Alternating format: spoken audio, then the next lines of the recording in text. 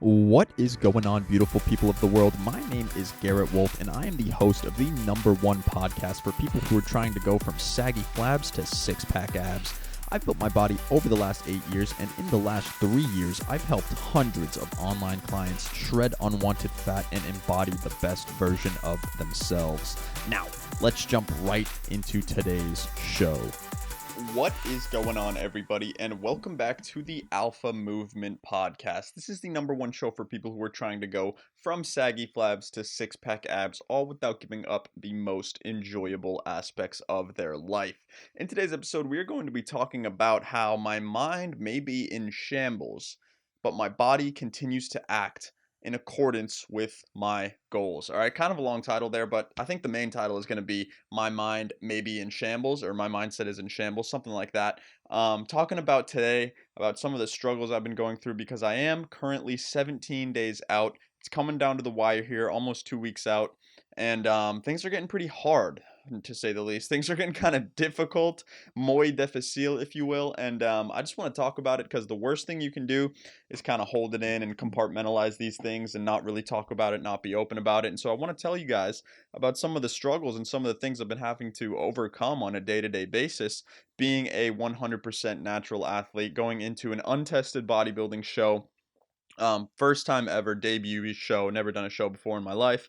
And so some of the struggles I'm going through that I don't really exactly, maybe more or less know exactly how to deal with, because again, you can only really pull from your own life experience. And I haven't really dealt with any of these things before, despite the fact that I've heard of them, I've been warned about them, I know about them, I've identified them before they even happened. And now that they are happening, I'm kind of just making my way through, again, saying with the title, my mindset may be in shambles, but my body continues to act in accordance with my goals. So I'm going to talk a little bit about that, how I'm overcoming it, how I'm getting through it, and how I'm going to survive these next 17 days until my show. And then we can kind of lay low and chill for a while and not really worry about these struggles that I'm going through right now. So, in any case, guys, if you enjoy this podcast episode or you take some value from my words of wisdom, if you will, then please screenshot my face, share it to your Instagram stories, tag me at _Garrett Wolf, and I will reshare it to my story and send you a free gift. Other than that, guys, my mindset may be in shambles, but my body continues to act in accordance with my goals. What I mean by this is I've always been the fitness guy that doesn't really give a fuck about sweets. Like, I don't really care. I ate my fair share of sweets when I was a child. I had a shit ton of candy. My diet was an absolute shambles for the vast majority of my life. I was a vegetarian for a long time. I even tried being a vegan for a little bit, I believe, and it was just for like 18 years of my life I was eating like Red Baron pizzas, mac and cheese, fucking brownies, pasta, all kinds of carbs, not a lot of protein. Again, I ate pretty much no meat, like zero meat. My only source of protein was basically eggs and cheese. People used to make fun of me. They used to call me like a dairyitarian, right? Like a vegetarian, but for dairy, dairyitarian, because I would eat only dairy, pretty much. Grilled cheeses were my favorite foods. I would eat like cheese sandwiches when I would go on school field trips and people would get like hot dogs and burgers. I would literally eat the bun and I would dip the bun in ketchup and I would just eat the bun because I was afraid of the meats. I was afraid of the hot dogs. I was afraid of the burgers. And so I was just that kid. I was that kid microwaving cheese sandwiches in the microwave, literally just a piece of bun with some cheese in the middle. I would eat that with ketchup, just the weirdest things, right? But I never really cared about sweets. I never really gave a fuck about sweets because, again, I'm talking about my fitness journey at this point. When I was a kid, leading up to when I was like 14 to 16 years old, of course I ate sweets. I was a huge fan of Gushers. I was a huge fan of candies, but they always made me feel like shit. When I would eat them, I would always feel like shit. And so when this fascination with fitness was introduced into my life, I realized that, I eat food as fuel. I eat food to fuel my body, and I don't need to eat sweets because they're not very efficient fuel for my body, right? You get these spikes and these crashes when you eat these kinds of sugary, hyper palatable foods like Gushers, pizza, pastas, cheese sandwiches, all these things that don't have really any protein in them, because protein is the most satiety yielding macronutrient, meaning it makes you the most full, or it keeps you the most full for the longest period of time. And this was the thing that was lacking in my diet for the longest time when I was a kid. So then when I got into my fitness journey, my fitness career, I kind of said, forget about the sweets. I'm going to try to eat as healthy as I can. And that really introduced like a lot of protein shakes into my life. Still a lot of processed protein. I wasn't really eating meats still until this prep. And so now some weird things are happening on this prep. The point of that long-winded story was that I never really cared about sweets when my fitness journey began. I ate them when I was a kid, but then when I was into fitness, I was always the kind of fitness guy that would see the sweets, and I struggled with it at first with the cravings and such, but then they kind of died out, they went away. I could kind of walk past a 12 pack of Dunkin' Donuts or however many donuts are in the pack, and I would be like, whatever, I don't need them. It's not good fuel. I don't want it and I don't need it, right? And I developed that kind of tolerance. I developed that buildup of whatever you want to call it, discipline, or I guess it is just discipline. My mind was disciplined enough to not care about the sweets because I knew that they weren't really valuable for me whatsoever. That being said, I know, or I was told going into competition prep, that you can start developing eating disorders such as vast cravings for sweets. And the reason for this is because we barely eat any seasonings. When you're on prep, you barely eat any seasonings. You can have a few, but you can't really have any with calories. So they're all kind of just bland, normal seasonings, whatever, like salt, right? You can use a shit ton of salt, which I have been using.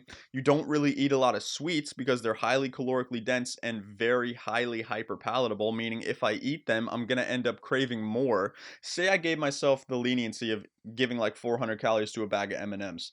The likelihood that I eat that bag of M&Ms and then stop is like insanely low, because if I'm deprived for this long amount of time, like I've been in a deficit for 6 months, if I'm deprived for this extended period of time and I introduce this back into my diet, this sugary, hyper palatable food, the likelihood I'm going to be able to eat one and stop is almost zero. I'm likely going to eat one. The next day, I'm going to crave it again. I'm going to fit it into my macros somewhere. I'll eat it again. I'll likely eat it 3 or 4 days in a row. And I kind of experienced this like 2 or 3 weeks ago.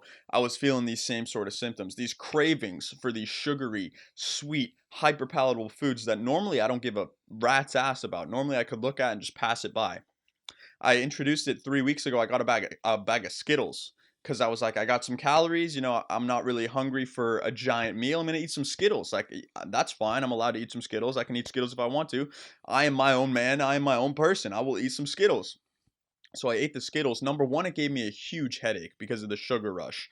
And then number two, once the sugar rush peaked and then crashed back down, I was left hungry, I was left angry, I was left irritable, and I was left wanting more sweets. The same sweets that just gave me a headache, the same sweets that just gave me that spike in insulin, and the same sweets that are responsible for that crash that I was experiencing. I craved it again. This is the power of hyperpalatable foods. They say that sugar is more addictive than cocaine. It literally is. It's the most addictive drug on the planet. And so I was warned about this going into my prep, and I kind of brushed it off. I was like, whatever, I don't give a fuck about sweets. I don't need them.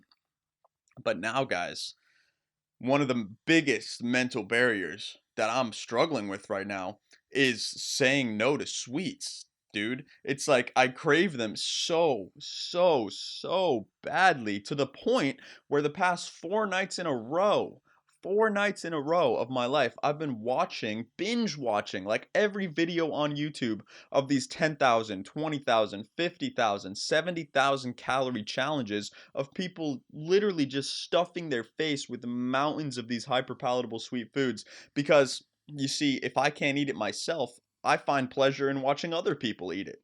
And I find pleasure in watching other people enjoy it because I can't enjoy it myself. And I realized this morning, I was like, this is sick. This is evil. This is like disgusting. Like, I am not, before prep, I was not, I will not ever be again a person who will sit there and consume mountains of these 10,000 calorie rich challenge foods. Like, people are eating dozens and dozens of boxes of donuts on these videos. And I'm just like sitting there wishing that it was me. And it's like, this is not me. This is not who I am. This is not the person that I have developed. This is not the fitness personality that I have cultivated and crafted over the years. It is not someone who wants to eat fucking 36 donuts. Like, I don't want to. I don't want to, but I do want to. That's what I mean, is like my mindset is in shambles, but my body continues to act in accordance with my goals. So I'm not really eating the sweets. I'm not going on my over my calories. I haven't gone over my calories in the past, 3 4 weeks, whatever is the last time I went over it. The most I've ever gone over it on this prep is like 200 300 calories, which still yields me in a deficit, mind you, because I'm in a 1000 to 1500 deficit every single day. So I'm in a deficit every day.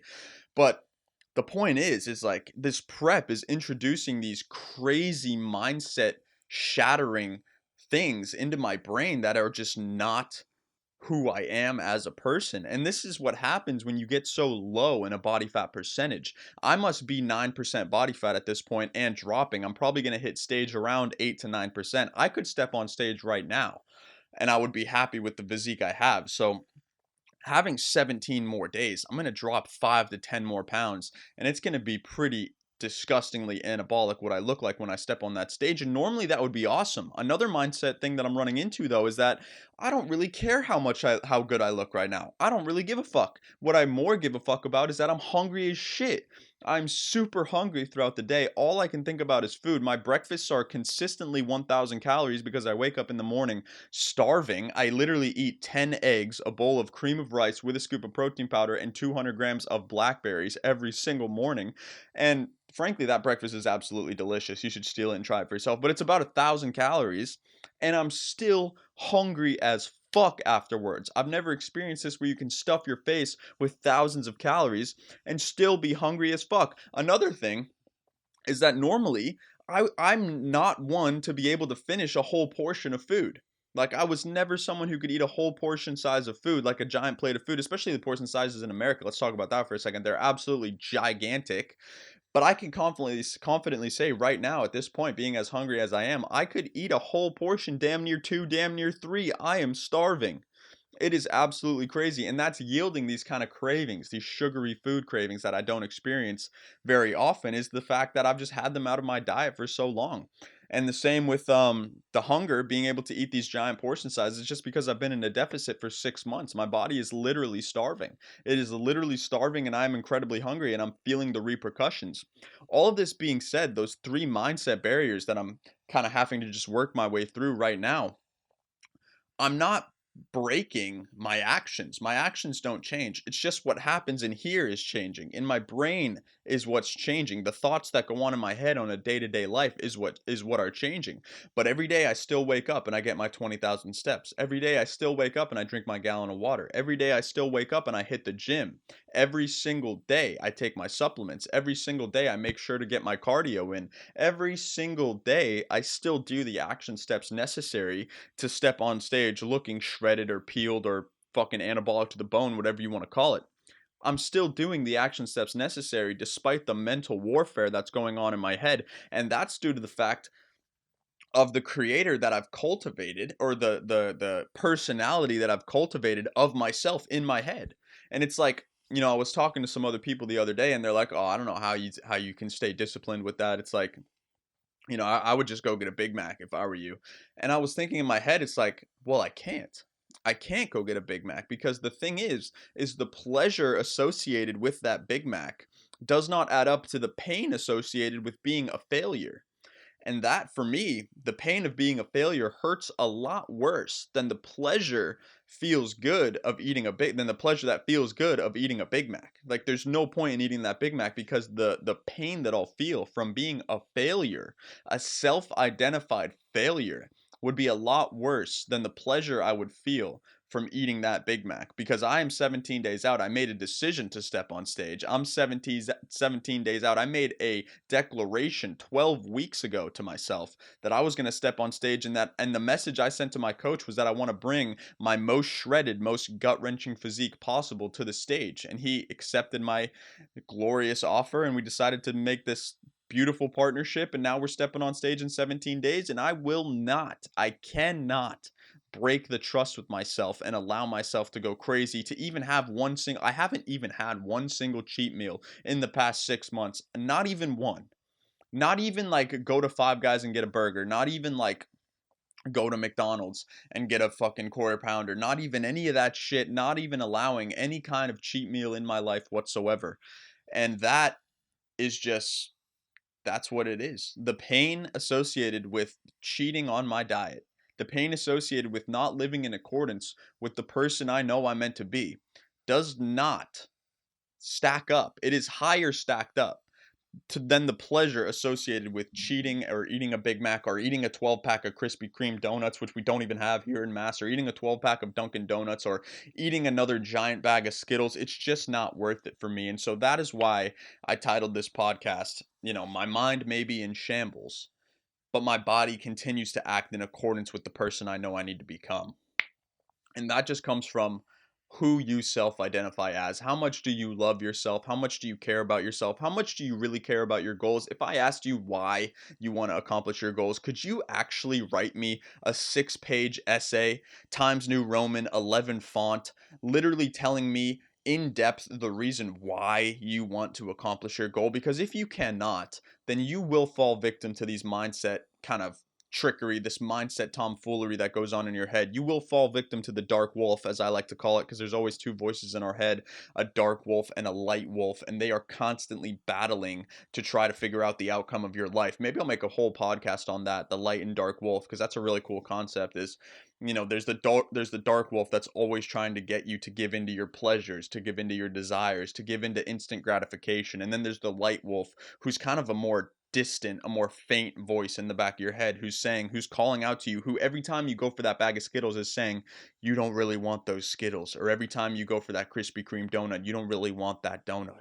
That is not who you want to become. And so the light wolf is kind of the good wolf, looking out for your longevity, your health, your wisdom, long-term gratification. The dark wolf is your pleasures, your desires, short-term gratification, things that feel good in the moment but that don't serve you long-term. And so at the end of the day, I always like to listen to the light wolf, because the light wolf, that's the one that's on my arm. The light wolf is the one that I want to be. The light wolf is the one that I want to become. The light wolf is the light life that I want to live in my life. And so hopefully you took a little bit of value out of that story. And so these are just some of the mindset things that I'm dealing with right now. It's better to talk about them. I wanted to let you guys know kind of what I'm experiencing so I can look back, learn about what I was experiencing, document what I was experiencing on the journey. We're only 17 days out. We're down to the wire. I'm excited. My mindset may be in shambles, but my body continues to act in accordance with the person I know I need to become. And I'm just going to keep doing that. I'm going to keep waking up, checking the things off my checklist, my to-do list every single day. I'm going to keep that up.